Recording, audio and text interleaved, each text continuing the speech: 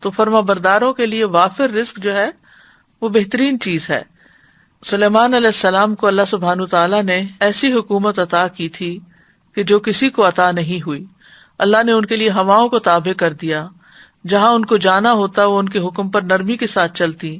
شیاطین ان کے لیے مسخر کر دیے جو سب معمار اور غوطہ زن تھے، اور کچھ دوسرے زنجیروں میں جکڑے ہوئے تھے۔ تو اللہ تعالیٰ فرماتے ہیں ھذا عطاؤنا، یہ ہماری عطا ہے۔ فمنن او امسک بغیر حساب، اب کسی پہ احسان کرو یا اپنے پاس رکھو، کوئی حساب بھی نہیں۔ پھر اسی طرح ایوب علیہ السلام جب وہ بیماری سے صحت یاب ہوئے اور غسل فرما رہے تھے کہ سونے کی ٹڈیاں آپ پر گرنے لگی۔ غسل فرما رہے تھے کہ سونے کی ٹڈیاں آپ پر گرنے لگی۔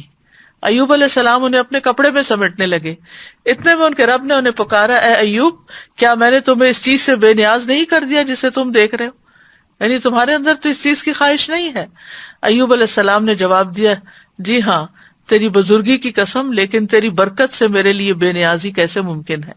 یعنی میں یہ برکت کے طور پر ان کو اکٹھا کر رہا ہوں، مال کی لالچ میں نہیں، کیونکہ وہ تو اللہ تعالیٰ نے گواہی دی کہ اللہ نے ان کو اس سے بے نیاز کر دیا تھا۔ اتنا عرصہ جب ان کی ہر چیز تباہ ہو گئی تو انہوں نے ایک دفعہ بھی شکوہ نہیں کیا۔